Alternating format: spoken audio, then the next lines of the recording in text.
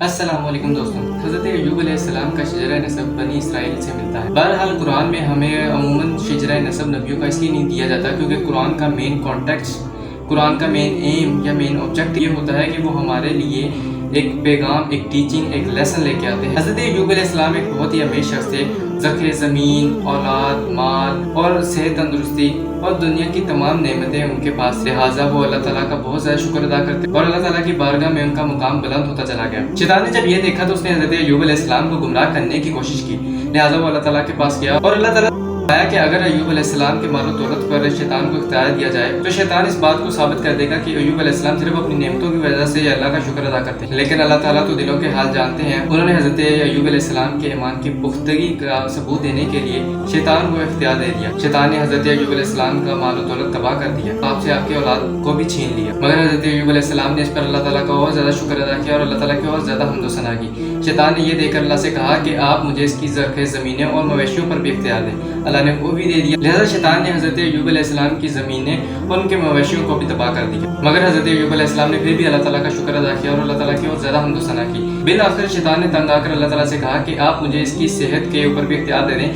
یقیناً یہ بات ثابت کر دوں گا کہ ایوب بھی ناشکروں میں سے ہے، اور اللہ تعالیٰ نے اس کو یہ اختیار بھی دے دیا اور شیطان نے حضرت ایوب علیہ السلام کی صحت بھی ان سے چھین لی، مگر حضرت ایوب علیہ السلام نے پھر بھی اللہ تعالیٰ کا شکر ادا کیا اور آپ کی بیماری کی وجہ سے آج شہر کے لوگوں نے آپ کو شہر سے نکال دیا اور ان کو یہ لگتا تھا کہ حضرت ایوب علیہ السلام پر یہ کسی قسم کا اللہ کا عذاب ہے، مگر وہ اس بات کا علم نہیں رکھتے تھے کہ یہ ان کے لیے ایک آزمائش ہے۔ اس سب کے باوجود جب حضرت ایوب علیہ السلام بالکل تنہا اور اکیلا تھے تو حضرت ایوب علیہ السلام کا ساتھ دینے والا صرف ایک شخص تھا، وہ ان کی بیوی تھی۔ حضرت ایوب علیہ السلام کی بیوی لوگوں کے گھروں میں کام بھی کرتی تھی اور اپنے شوہر کی خدمت بھی کیا کرتی تھی۔ بالآخر شیطان نے تنگ آ کر یہ دیکھا کہ حضرت ایوب علیہ السلام ہر حال میں اللہ تعالیٰ کا شکر ادا کر رہے ہیں، تو لہٰذا اس نے باقی شیاطین کو بلایا اور ان سے مشورہ لیا کہ وہ حضرت ایوب علیہ السلام کو کیسے گمراہ کرے، اور وہ اس نتیجے پر نکلے کہ حضرت ایوب علیہ السلام کو بھی اسی طرح گمراہ کیا جائے کہ جس طرح حضرت آدم علیہ السلام کو گمراہ کر کے جنت سے نکالا گیا تھا، یعنی کہ ان کی بیوی کے ذریعے۔ شیطان نے حضرت ایوب علیہ السلام کی بیوی کو بہکانے کی کوشش کی اور وہ اس بہکاوے میں آ گئی اور انہوں نے حضرت ایوب علیہ السلام سے فرمایا کہ آپ ایک بھیڑ کو ذبح کریں اور اس پر اللہ تعالیٰ کا نام مت لیجیے گا، تو جس پر حضرت ایوب علیہ السلام نے فرمایا کہ یقیناً تمہارے پاس خدا کا وہ دشمن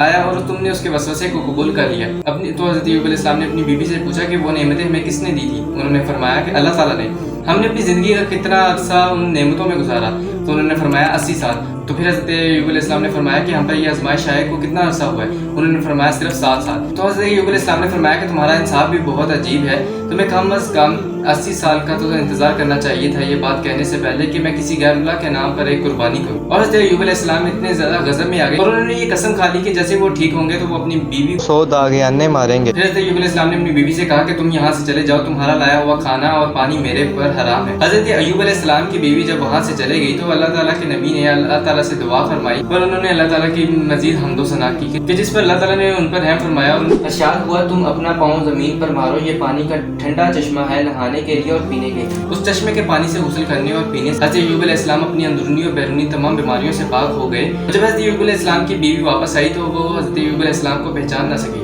اور انہوں نے حضرت ایوب علیہ السلام سے پوچھا کہ کیا آپ نے میرے بوڑھے اور بیمار شوہر کو دیکھا ہے؟ وہ یہیں پر تھے، اور انہوں نے مزید یہ فرمایا کہ جب میرے شوہر صحت مند تھے تو وہ آپ جیسے ہی دکھتے تھے، جس پہ حضرت ایوب علیہ السلام نے فرمایا کہ میں تمہارا وہی شوہر ہوں۔ اور اس کے بعد اللہ تعالیٰ نے حضرت ایوب علیہ السلام کو اور ڈھیر ساری نعمتوں سے نوازا کہ جس کا ذکر قرآن میں کچھ اس طرح ہے، تو ہم نے ان کی دعا قبول فرما لی اور انہیں جو تکلیف پہنچ رہی تھی سو ہم نے اسے دور کر دیا اور ہم نے انہیں ان کے اہل و عیال بھی عطا فرمائے اور ان کے ساتھ اتنے ہی اور عطا فرمائے۔ یہ ہماری طرف سے خاص رحمت اور عبادت گزاروں کے لیے نصیحت ہے کہ اللہ صبر و شکر کا اجر کیسے دیتا ہے، کیونکہ حضرت ایوب علیہ السلام کی بیوی بھی بہت فرما بردار تھی اور انہوں نے حضرت ایوب علیہ السلام کے برے وقت میں ان کا ساتھ نہ چھوڑا، تو اللہ تعالیٰ نے حضرت ایوب علیہ السلام کی قسم بھی نہ ٹوٹنے دینی تھی، تو لہٰذا اللہ تعالیٰ نے حضرت ایوب علیہ السلام کو یہ حکم فرمایا اے ایوب تم اپنے ہاتھ میں 100 تنکوں کے جھاڑو پکڑ لو اور اپنی قسم پوری کرنے کے لیے اس سے